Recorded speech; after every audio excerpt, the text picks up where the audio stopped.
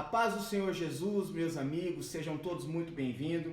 Estamos estudando a revista Betel Dominical, da nossa editora Betel, e hoje a lição de número 13. Vamos estudar a respeito do O Deus Uno e Trino. Louvado seja o nome do Senhor. Você que pode, curva a sua cabeça, vamos falar com o nosso Deus, pedindo graça, entendimento, para que Ele venha abrir e nos dar clareza sobre a sua palavra.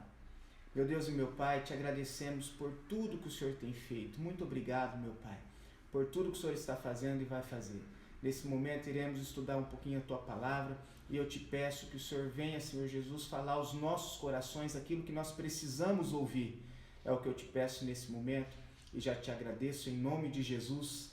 Amém. Lição número 13. O Deus Uno e Trino. Introdução.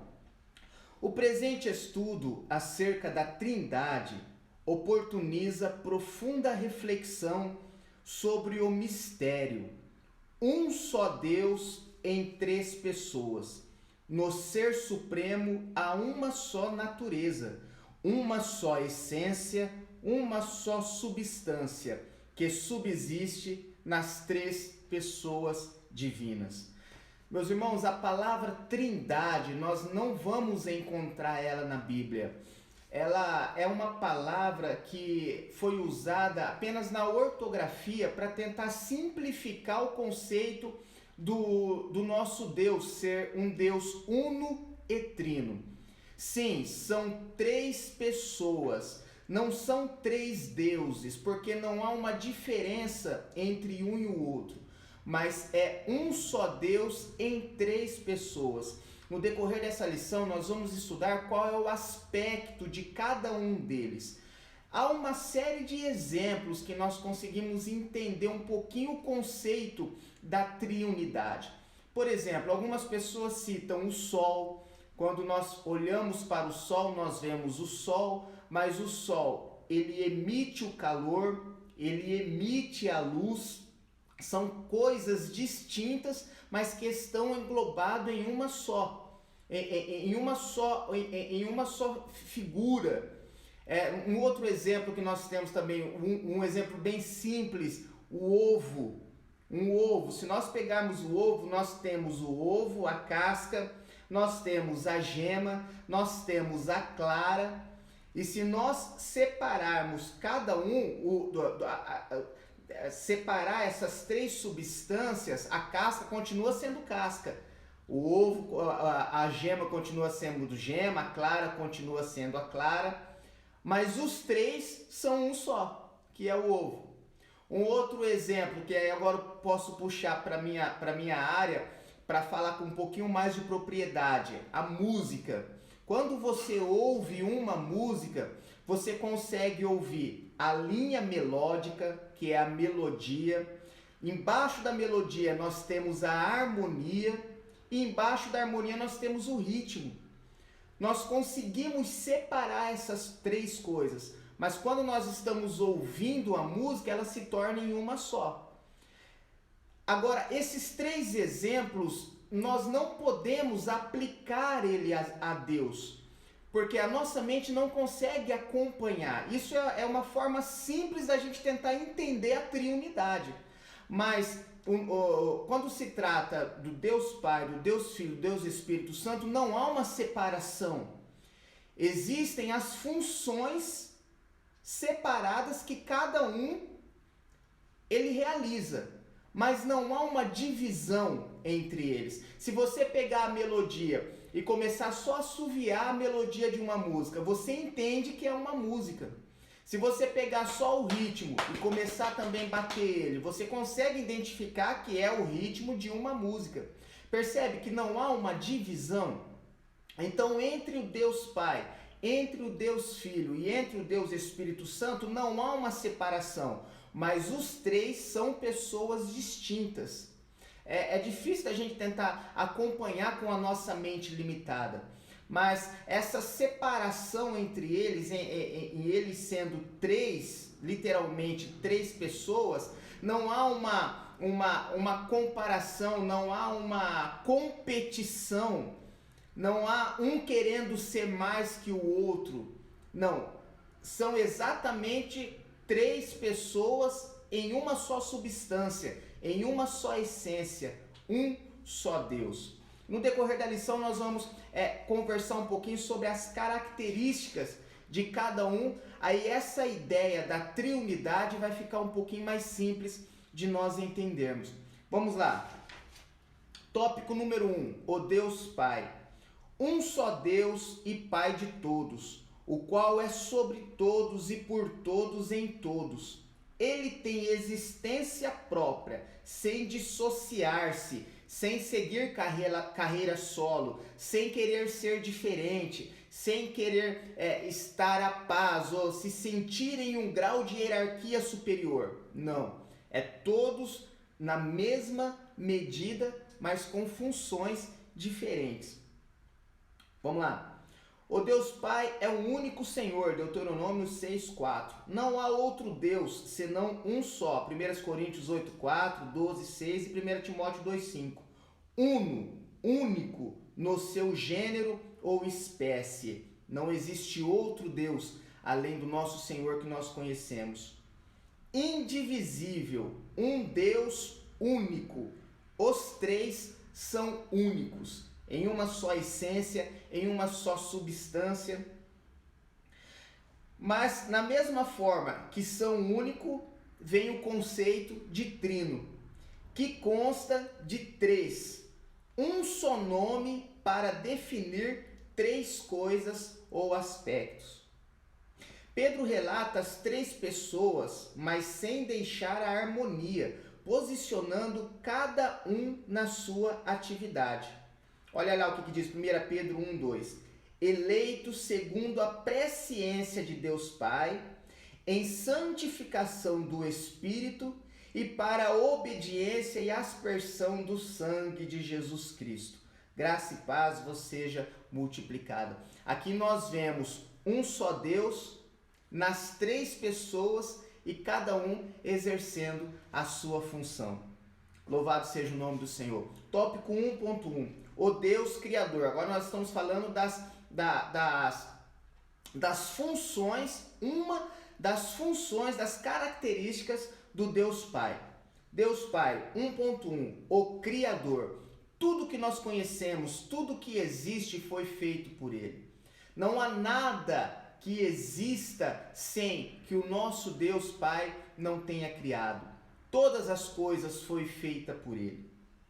Tópico 1.2, o sustentador. Nada do que existe existiria fora dele. Se ele abandonasse a sua criação apenas por um momento, tudo pereceria.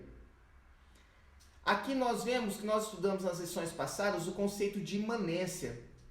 Se Deus abandonasse a sua criação, nada do que ele criou existiria. Ou seja, a partir desse conceito nós vemos a imanência de Deus. Nós vemos Deus agindo na sua criação. Essa é a característica, o sustentador. Agora 1.3, o provedor, Jeová Jiré em hebraico. Aquele que provê, aquele que cuida, aquele que provê todas as coisas. E essa nós sabemos que é uma das características que nós mais vivenciamos e temos experiência diária. O Deus da provisão, aquele que provê todas as nossas necessidades, aquele que cuida de mim, cuida da minha casa, cuida da minha família e cuida de você também. Tópico 2, o Deus Filho. As três pessoas da Trindade são distintas em suas manifestações, mas pertencem à mesma essência indivisível e eterna. Aquilo que nós comentamos. São três pessoas, Deus Pai, Deus Filho e Deus Espírito Santo. Mas todas na mesma essência e na mesma substância.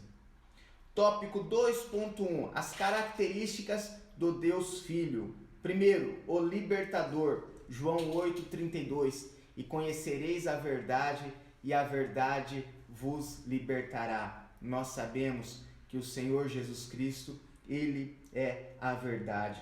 Tópico 2.2, o mediador. João 14,6 diz: Disse-lhe Jesus: Eu sou o caminho e a verdade e a vida, e ninguém vem ao Pai senão por mim. Uma das características do Deus Filho é que Ele é o mediador entre nós e o Pai. Não há como nós chegarmos ao Pai se não for através do Filho. Não há como nós alcançarmos o Pai se não for através do Filho. Não existe nenhuma outra maneira, não existe nenhuma outra pessoa. O único ser que pode nos levar até o Pai é o Senhor Jesus, o seu Filho. 2.3, o Salvador. Porque Deus amou o mundo de tal maneira que deu seu Filho unigênito, para que todo aquele que nele crê não pereça, mas tenha a vida eterna. João 3,16, o que eu chamo que é o texto áureo da Bíblia Sagrada. Louvado seja o nome do Senhor, o Deus Salvador. Somente por Ele nós alcançamos a salvação. Somente pelo seu sacrifício na cruz do Calvário nós alcançamos a salvação. Tópico número 3, o Deus Espírito Santo. Nas Escrituras Sagradas, o Espírito Santo é expressamente chamado Deus. Ele possui os atributos de Deus e realiza atos e obras de caráter divino. Hebreus 9,14. Ele é o próprio Deus Espírito. João 4,24.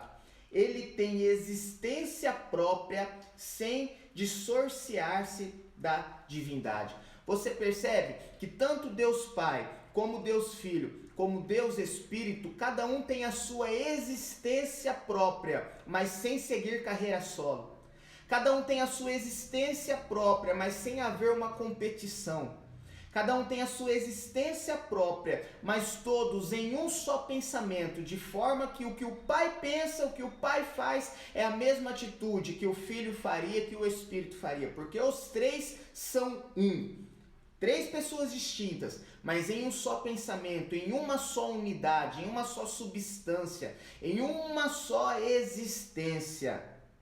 Característica do Deus Espírito, tópico 3.1. E essa, ao meu ver, é uma das principais características do Espírito Santo, que é o Consolador.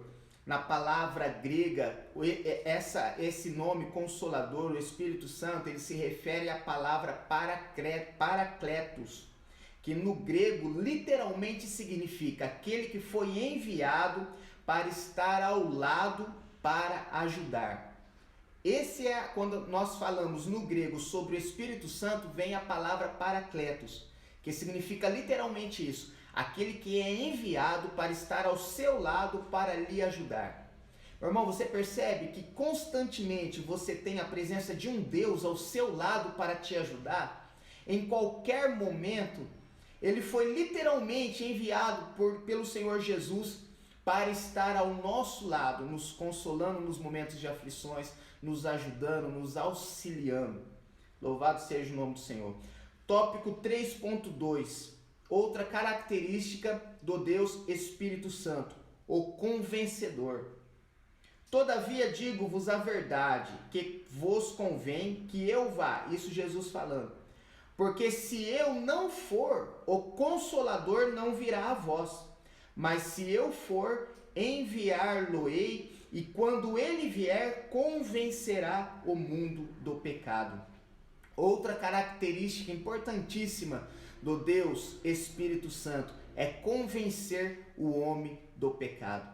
Meu irmão, dá glória a Deus, enquanto você estiver fazendo as coisas que você sabe que é errada, e você tem a consciência que é errada, e vem o arrependimento, meu irmão, é o Espírito Santo que está te convencendo do pecado. Significa que ele está ao seu lado.